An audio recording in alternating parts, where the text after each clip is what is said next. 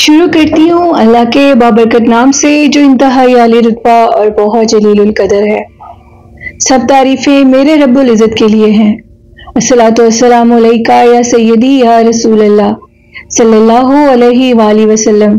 Scary Urdu tales के मोअज़्ज़ज़ नाज़रीन को अस्सलामु अलैकुम और मेरे सभी लिसनर्स को जुमा मुबारक हो। और जुमे का दिन एक बहुत बड़ा अजीम दिन होता है। इस दिन जो भी दुआ मांगी जाए वो कबूल होती है। इस दिन जितना हो सकता है नबी करीम सल्लल्लाहु अलैहि वसल्लम पर दुरूद सलाम पढ़ें। हर दिन को जुमे का दिन समझें और उन पर दुरूद सलाम जरूर पढ़ें। अपने बच्चों के दिलों में उनकी मोहब्बत पैदा करें। जिसके दिल में अल्लाह के हबीब सल्लल्लाहु अलैहि वसल्लम की मोहब्बत पैदा होगी, अल्लाह उस शख्स से मोहब्बत फरमाएगा। बच्चों को मगरबी तहजीब अपनाने से रोकें। उनको ज्यादा से ज्यादा कुरान पाक बेमा तर्जमा, हदीस और सुन्नत की किताबें पढ़ाएं। आप सब भी पढ़ें। और इसी के साथ आज की स्टोरीज शुरू करते हैं। आज की खौफनाक कहानी सुनैना ने शेयर की है। सुनैना कहती हैं कि मैं सरगोदा से आगे एक गांव है और उसमें रहती हूँ। गांव का नेम वो उन्होंने मेंशन नहीं किया। वो कहती हैं कि मैं एक स्कूल टीचर हूँ और सरगोदा में मैंने अपनी रिहाइश रखी है, लेकिन मेरा अबाई मेरे हस्बैंड का घर उधर ही है, यानी गांव में। नैना कहती हैं कि मेरी खाला थी, मेरे से बहुत प्यार करती थी मेरी खाला, और उनकी शादी हो गई। शादी के बाद वो जिस घर में गई उनका घर कब्रिस्तान के अंदर था, यानी उनके घर का दरवाजा जो एक दरवाजा था, छोटा दरवाजा, वो कब्रिस्तान के अंदर खुलता था, काफी हाइट पे था और उसके नीचे, उस दरवाजे से नीचे आने के लिए 3 से 4 सीढ़ियां थी। खाला के यहाँ बच्चे पैदा नहीं हुए, बड़े इलाज करवाए खाला ने, खालू ने, लेकिन पता नहीं किसने बदबख्त में उन पर ऐसा जादू करवाया था कि खाला के यहाँ औलाद पैदा नहीं हो सकी। पहले मेरे खालू की डेथ हुई, ब्रेन हेमरेज हुई, उनको ब्रेन ट्यूमर भी था और उनके सदमे में 6 माह के बाद या 3 माह के अंदर अंदर खाला की भी डेथ हो गई। खाला का घर अब बिल्कुल खाली था और जो खाला के ससुराल वाले थे वो उनका घर सेल आउट कर रहे थे। मैं खाला से बहुत प्यार करती थी, उन्हीं की गोद में पहली दफा आई जब पैदा हुई, तो इसलिए खाला का घर मैंने कहा कि मैं खरीदना चाहती हूँ।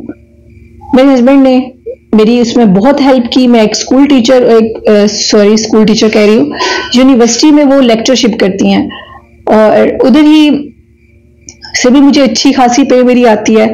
और मैंने अपना घर खरीद लिया, खाला वाला घर खरीद के बंद कर दिया, क्योंकि खुद मैं अभी तक सरगोदा में रिहाइश रखती हूँ। खाला के उस घर को खरीदने से मुझे बहुत से लोगों ने मना किया। उन्होंने कहा कि घर मत खरीदो, घर इंतहाई मनहूस है, पुराने जमाने का मिट्टी का घर, सिर्फ उसमें 2 कमरे हैं, किचन भी बाहर ओपन किचन है, जैसे पुराने वक्तों में गांव के घरों के किचन होते हैं। सहन के अंदर एक छोटी सी मिट्टी की दीवार और मिट्टी का एक चूल्हा। उन 2 कमरों के साथ एक गैलरी है, उसी में बाहर का दरवाजा, एक छोटा सा गंदा सा वॉशरूम पुराने जमाने का, और उस गैलरी के बाहर दूसरी साइड पर एक नहाने के लिए जगह बनी हुई है, और आगे एक बहुत बड़ा सहन और उसके अंदर एक बहुत बड़ा, कहती है कि एक दरख्त है, आई थिंक उन्होंने बेरी का दरख्त बताया। घर में इतनी मनहूसत थी। खाला उस घर में 25-30 साल रही बिना औलाद के। इवन के खाला के ऊपर उन्हीं की नन ने सोतन डलवा दी और उनकी तीसरी शादी उनके हस्बैंड की हुई। पहले भी हुई तो बच्चे थे, एक बेटी थी, उनकी डेथ हो गई। खाला में से तो हुई नहीं, और तीसरी जो उनकी बेगम थी वो इस घर में रही नहीं, क्योंकि घर मनहूस था बहुत। एक दिन इस तरह हुआ कि मैं अकेली, जॉब के बाद यूनिवर्सिटी में मेरी फ्रेंड्स साथ थी, उनको मेरी खाला का घर देखने का बहुत शौक था। गांव का घर है और वो देखना चाहती थी। वो कि आई थिंक ये जो जगह बता रही हैं सरगोदा से आगे, वो उस गांव का नाम धरेमा बनता है। तो कहती हैं कि उधर हम लोगों ने, सारी फ्रेंड्स ने ये प्लान बनाया कि हम लोग वापसी पे जाएंगे उधर। मैंने अपने हस्बैंड को बता दिया, साथ मेरी बेटी भी थी, छोटी सी बेटी है मेरी। हम लोग चली गई और हम लोगों ने अपने घर में बता दिया था कि next day Saturday Sunday university में छुट्टी होती है, हम लोग उधर ही रात रहेंगे, रुकेंगे। सबके घर वालों ने परमिशन दे दी और वो रात अब हमने उधर रुकना था। गर्मियों के दिन थे। हमने जो चारपाइयां थी वो बाहर बिछाई हुई थी सहन में। खाला की चारपाइयां निकाली और सहन में चारपाइयां लगाई। मैं खाना बनाने लग गई। और सारी फ्रेंड्स हम बैठी थी, 5-6 फ्रेंड्स थी। हम लोग बैठी हैं, अब रात का टाइम था। छोटा दरवाजा सिहन के अंदर से ही बिल्कुल कब्रिस्तान की तरफ खुलता था, यानी कब्रिस्तान के अंदर ही ये घर बना हुआ था। अचानक से छोटे दरवाजे के ऊपर मगरिब के बाद दस्तक शुरू हो गई। वहां पे अंधेरा हो जाता है, बिल्कुल पुराने जमाने का बैकवर्ड वो गांव है धरेमा, बहुत ज्यादा पुराना। कुछ उधर वो कहती हैं कि ऐसा नहीं है कि जिसको कहा जा सके कि वक्त के साथ बदल गया हो। पुरानी गलियां, मिट्टी की गलियां, बस अजीब हाल था। दरवाजे पे दस्तक हुई और मेरी एक फ्रेंड ने कहा कि दरवाजा नोक हो रहा है। मैंने कहा कि उठकर देख लो अगर कोई है तो। मेरी फ्रेंड ने पूछा कौन है, और वो दस्तक कब्रिस्तान के दरवाजे की तरफ हो रही थी। कोई जवाब नहीं आया। फिर पूछा कौन है, तो कोई जवाब नहीं आया। तीसरी दफा पूछने पे एक मध्यम सी आवाज थी किसी मर्द की। दरवाजा खोला और कहने लगा कि मुझे भूख लगी है, खाना दे दो। अब मैंने वो कहती हैं कि मेरी फ्रेंड ने मुझे बताया कि कोई खाना मांगने के लिए आया। आधी रात का टाइम, मगरिब के बाद तो रात हो जाती है। उधर काफी बड़ा कब्रिस्तान है, उसके अंदर 2 दरगाह भी बनी हुई हैं। तो मैंने कहा ठीक है, मैं देखती हूँ, तुम आ जाओ अंदर। अब वो कहती हैं कि मैंने, सुनैना कहती हैं, दरवाजा खोला कब्रिस्तान की तरफ जो खुलता था। एक शख्स कब्र के पास बैठा हुआ था, आंखें उसकी नीचे थी। मैंने कहा कौन हो तुम? तो मुझे कहता मुझे खाना चाहिए, इधर से ही आया हूं, इधर ही रहता हूं। मैंने कहा इधर किधर रहते हो? तो कहने लगा कि जो कह रहा हूं बस उतना ही करो, ज्यादा सवाल जवाब मत करो, खाना बना तो दे देना। मैंने कहा जब बनेगा तो मैं तुम्हें बुला लूंगी। मैंने दरवाजा बंद किया, फिर दोस्तों के साथ बिजी हो गई। घर से मेरी सुनैना कहती हैं कि उनकी वालदा की कॉल आई, उन्होंने कहा कि तुमने बड़ी गलती की है सिर्फ घर में अकेला रहने की।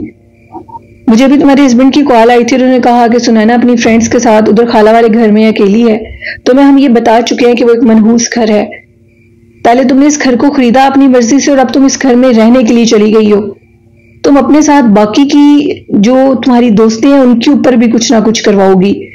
घर इंतहा से ज्यादा मनहूस, असेब ज़दा और तवीज़ों की जद में था। सुनैना कहती है कि अभी मैं बात कर रही थी, राइस पक गए और मैंने सोचा मैं क्यों ना उस शख्स को बुला कर ले आऊं। इतने में दरवाजे पे फिर दस्तक हुई। मैंने दरवाजा खोला तो वो खुद ही था।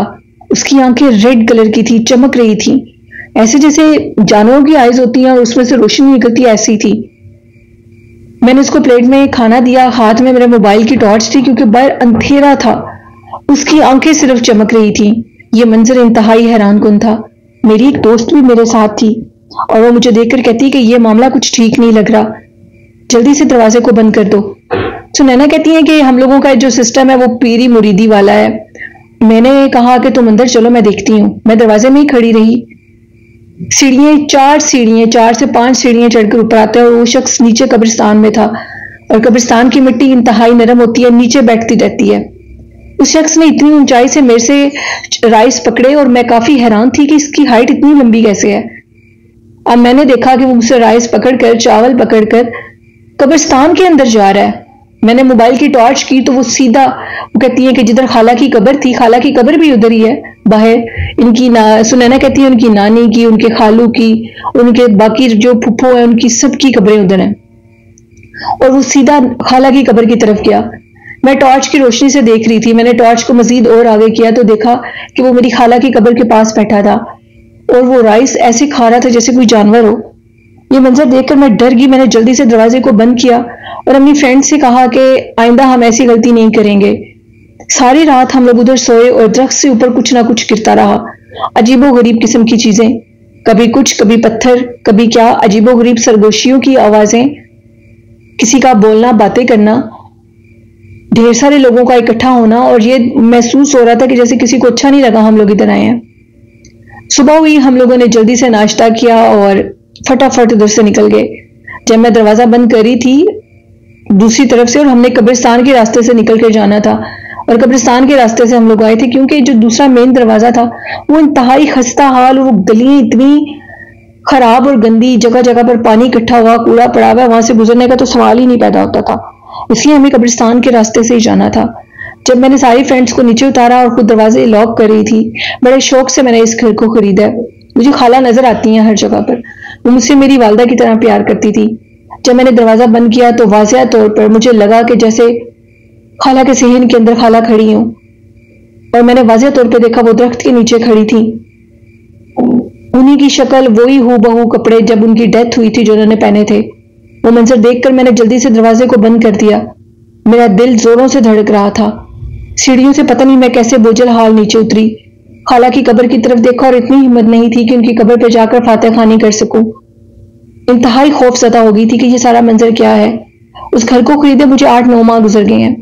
एक दफा ही उधर गई और उसके बाद अभी तक मेरी अम्मी मुझे उधर नहीं जाने देती। वो कहती है कि अगर तुम्हारे यहाँ अब एक बेटी हुई है तो अगर तुम उस घर में शिफ्ट हो गई तो फिर तुम्हारे यहाँ बच्चे नहीं होंगे। वो इतना मनहूस घर है कि उसमें मियाँ, उस घर में रहने से मियाँ बीवी के अंदर जुदाई पैदा हो जाती है। वो एक दूसरे के नहीं रह सकते, या तो वो मार देते हैं। वो कहती है अव्वल पे तो उस घर में डेथ हो जाती है। बहुत समझाने पे मैंने इस चीज को समझा कि मैंने बहुत बड़ी गलती की है, मुझे ये गलती नहीं करनी चाहिए थी। खाला के प्यार में मैंने ये सब कुछ किया और खाला मेरी ख्वाब में आई कि तुम्हें ये नहीं करना चाहिए था। इस घर को बेच दो, ये घर मत लेना तुम। अगर ले लिया है तो इसको वापस कर दो। अपने खामिद के साथ और अपनी बेटी के साथ इस घर में रहने की गलती कभी ना करना। ये ख्वाब देखकर मैं डर गई और चौंक कर उठी। अम्मी को बताया और अम्मी ने कहा कि अब तुम इस घर को सेल कर दो। अब तो खाला ने भी आकर कहा है, लिसनर्स, जो मुर्दे होते हैं वो अगर ख्वाब में आकर मिलते हैं तो वो सच कहते हैं जो भी कहते हैं, क्योंकि वो हक के पास हैं। अल्लाह पाक हक बर हक हैं और हक की राह में हैं, तो वो सच्चा पैगाम डिलीवर करते हैं, वो झूठ नहीं बोल सकते। ये थी सुनैना की कहानी जो कि सरगोदा से शेयर की। बहुत शुक्रिया सुनैना। बढ़ते हैं आज की लास्ट खौफनाक कहानी की तरफ। ये खौफनाक कहानी रावला कोर्ट से मेरे साथ शेयर की और उनका नाम शमीम है। शमीम कहती है मैं अपने भाई की खौफनाक कहानी शेयर करूंगी। वो कहती है कि अपने भाई को मैं बहुत याद करती हूँ जो कि अब याद नहीं है। हमारी बहुत सी जमीनें थी। मेरे भाई बड़े खुश अखलाक और अनमैरिड थे। एज उनकी 45 के राउंड अबाउट थी। शादी नहीं हो सकी थी उनकी। अब उनकी शादी हम करना चाहते थे, वो पहले शादी पर रजामंद नहीं होते थे। मेरे 3 भाई हैं और वो कहती हैं कि ये जो भाई थे ये सबसे बड़े थे, बाकी 2 की शादी हुई थी। भाई जमीनों को पानी लगाते, खुश अखलाक, खुश बिल्कुल जिंदगी गुजार रहे थे। अचानक से हमारे भाई बिल्कुल खामोश हो गए। इस हद तक खामोश कि किसी से बात ही नहीं करते थे। हम उनसे बातें करते थे, वो हमारी बात का जवाब ही नहीं देते थे। बिल्कुल चुप, एक कमरे में बंद, वहीं से आना, जमीनों को पानी लगाना। अगर हम जबरदस्ती पास बिठा भी लेते थे तो वो बोलते नहीं थे, कोई बात ही नहीं करते थे। इस वजह से हम लोग बहुत परेशान थे। अम्मी पूछती थी कि आखिर तुम्हें मसला क्या है। हम लोगों के घर बिल्कुल साथ साथ थे। भाई बोलते नहीं थे। मुझे उन्हें देखकर लगता था कि वो बहुत ज्यादा फ्रस्ट्रेशन के शिकार हो चुके थे। एक दिन उनकी तबीयत बहुत खराब थी और हम सबको अपने पास कमरे में अंदर बुलाया और कहा कि तुम सब लोग मुझसे पूछते थे ना कि मुझे क्या मसला है। आज मैं तुम लोगों को बताना चाहता हूँ कि आखिर मेरे साथ मसला क्या है। 2 माह पहले की बात है। मैं रात के टाइम अपनी जमीनों को, अपनी फसलों को पानी लगाने के लिए गया हुआ था। अचानक से मेरे इर्द गिर्द इंतहाई खूबसूरत महक करने वाली खुशबू आने लगी। मैंने देखा कि जो फसलें थी उनको कोई हटाता हुआ मेरे पास आ रहा है और जो मेरे पास आया वो एक इंतहाई हसीन औरत थी। इंतहा से ज्यादा हसीन और खूबसूरत वो औरत मुझे ये कहने लगी कि मैं तुमसे बहुत ज्यादा मोहब्बत करती हूँ और मैं तुम्हें कभी छोड़ नहीं सकती। ये बात उसने मुझे कही, मैंने उसको देखा, मेरा सर भारी हो गया, मेरे कंधे भारी हो गए। ये इससे आगे वो कहती है कि उन्होंने कहा कि मैं ये अगले हालात बता नहीं सकता कि वो मेरे साथ करती क्या कुछ है। मेरी जुबान बिल्कुल बंद हो चुकी है और मुझे लगता है कि वो मुझे मार देगी। फिर उन्होंने कहा कि ये सिलसिला चलता रहा। एक दिन मैं अपने भाई के साथ जमीनों को, फसलों को पानी लगाने गया तो मेरे भाई बैठे हुए थे और अब वो मेरे सामने आकर खड़ी हो गई। मेरे भाई को वो नजर नहीं आ रही थी, तो बिल्कुल मेरे सामने थी और मुझे ये कहने लगी कि मैं तुम्हें जिंदा नहीं छोड़ूंगी क्योंकि तुम मुझसे शादी नहीं कर रहे। मैं तुमसे शादी करना चाहती हूँ और तुमसे मोहब्बत करती हूँ। अगर मुझसे शादी नहीं करोगे तो मैं तुम्हें जिंदा मार दूंगी। ये बात सुनकर मामू की तबीयत और ज्यादा खराब हो गई और उन्होंने अपने भाई से कहा कि जल्दी मुझे घर लेकर चलो। ये सारी वाकया है जिसकी वजह से मैं बोल नहीं सकता और अभी भी वो मेरे सामने है। वो मेरी जान ले लेगी, मुझे जान से मार देगी, मैं बच नहीं सकता। उसी रात मामू को शदीद फीवर हुआ। 3 दिन लगातार, वो कहते हैं कि जो उनके भाई थे उनको इतना शदीद फीवर हुआ कि तीसरे दिन उनकी डेथ हो गई और वो ये बता कर गए कि वो चुड़ैल मुझे जिंदा नहीं रहने देगी। वो मामू के ऊपर बुरे तरीके से आशिक हो चुकी थी। मामू पोजेस्ड थे और उसकी पोजेशन से वो निकल ही नहीं सके। वो इतनी सख्त किस्म की चीज थी। जुबान उसने उनकी बंद कर दी थी। उनके जब पुराने कपड़े देखे जो उन्होंने पहने तो उनके ऊपर अजीबोगरीब किस्म के बिल्ली नुमा पांव थे उनके पीछे कमर पे, और बड़े बड़े पंजे थे उस बिल्ली के आगे से। और उनकी डेथ हो गई। आज तक वो कहती हैं कि शमीम अपने भाई को नहीं भूल सकी। वो कहती है उनको भूल ही नहीं सकती, वो इतने अच्छे थे। इतने बुरे तरीके से उनकी मौत हुई। उनकी किस्मत में शादी नहीं थी, और जब शादी की बारी आई तो एक चुड़ैल उनके पीछे शादी के लिए आशिक हो गई। ये कहानी थी शमीम की रावला कोट से।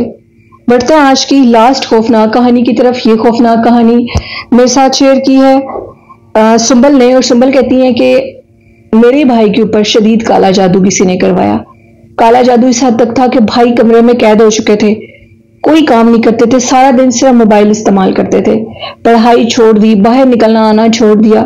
जादू की सिम्टम्स ये थी कि उनके बिस्तर के ऊपर गीला गीला पानी आ जाता था खुद ब खुद, जिससे वो आकर इतना बताते थे कि मेरे बिस्तर के ऊपर पानी कौन फेंकता है। ये बात सुनकर हम लोग बहुत ज्यादा हैरान होते थे और ये कहते थे कि हमने पानी नहीं फेंका। भाई की हालत ऐसी थी कि वो कमरे से बाहर नहीं निकल सकते थे। कोई काम कहते थे तो 2-2 घंटे उठते नहीं थे। अब जो मेरी अम्मी थी उनको सारे हालात का पता था कि इसके ऊपर किसी ने जादू किया है। अम्मी ने कुरान पाक से मदद ली और कुरान पाक के जरिए अपने कमरे में बैठकर भाई का जादू काटना शुरू कर दिया। उसी कमरे में वो पढ़ाई करती थी। वो कहती है कि भाई के जादू तो कट गया, वो ठीक हो गए 41 दिन के अंदर। और फिर उसके बाद जो कमरा था ना हमारा, उसी कमरे में हम अम्मी वाले कमरे में सोते थे सारे बहन भाई इकट्ठे। अब्बू भी थे साथ। अब्बू की अलग से हम लोगों ने उधर चारपाई डाली थी, तो बाकी हम सब लोग मैट्रेस पे सोते थे। अब रात को मैं सो रही थी, अचानक से मेरे पाँव को किसी ने छेड़ा। एसी की लाइट ऑन थी, उसमें सब कुछ वाज़ेह नजर आ रहा था। एक औरत काले बुरके वाली मेरे पाँव के अंगूठे को छेड़कर मुझे ये कहती है कि तुम्हारे फलां रिश्तेदार ने तुम्हारे भाई के ऊपर काला जादू करवाया, और मुझे उस आमिल ने तुम्हारे भाई के ऊपर कैद करके 7 साल के लिए फेंक दिया है, जिसकी वजह से अब मैं तुम्हारे भाई के ऊपर से तो उतर गई हूँ, लेकिन इस कमरे के अंदर कैद हो चुकी हूँ। अपनी अम्मी से कहो कि जो अमल तुमने किया है उसके लिए दरवाजे को खोल दो, और दरवाजे को खोलकर ये अमल करो, और मैं यहाँ से बाहर निकल जाऊं। मैंने देखा कि वो औरत हमारे कमरे के अंदर एक दीवार से दूसरी दीवार की तरफ जाती और उसका सर दीवार में लगता और फिर वापस आ जाती। काले बुरखे में मलबूस वो औरत, जिसको देखकर मैं डर गई और मैंने अपने फेस के ऊपर कपड़ा कर लिया और मुझे लगा ये मेरा वहम है। मैंने अम्मी को सुबह उठकर बताया कि अम्मी मैंने ऐसी एक चीज देखी है जो कि भाई के ऊपर थी, वो चीज भाई के ऊपर से उतर गई है, लेकिन अभी तक इस कमरे में कैद है। अम्मी ने जो अमल किया उसमें वो कुछ दम करती थी और घर के सारी दीवारों के ऊपर पानी का छिड़काव करती थी ताकि वो मखलूकात घर से बाहर निकल जाएं।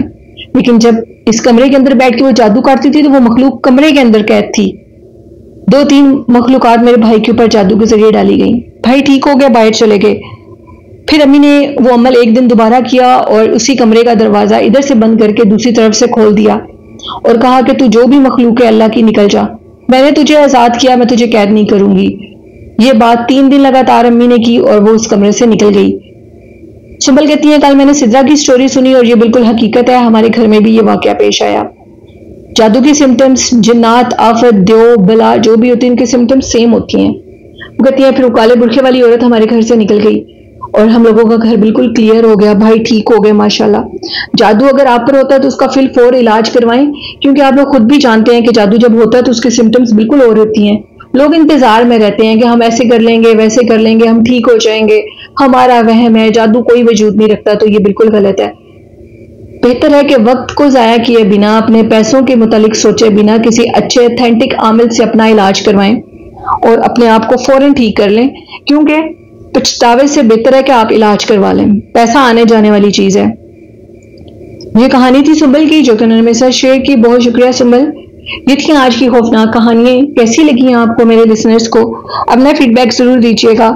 और आखिर में कहना चाहूंगी कि हुजूर नबी करीम सल्लल्लाहु अलैहि वसल्लम पर दुरूद सलाम पढ़ें, उनसे मोहब्बत करें, प्यार करें और अपने बच्चों का बहुत ख्याल रखें, उन पर शफकत करें, बड़ों का ख्याल रखें। अल्लाह पाक हम सबके वालिदैन को सेहत तंदुरुस्ती वाली लंबी जिंदगी अता करें, आमीन। अपना और अपने वालिदैन का बहुत सा ख्याल रखिएगा। मुझे और मेरे वालिदैन को अपनी ढेरों दुआओं में याद रखिएगा। चैनल को सपोर्ट करें, चैनल को सब्सक्राइब करें। इसी के साथ अपनी होस्ट नीलम को इजाजत दीजिए। अल्लाह हाफिज, अल्लाह निगहबान।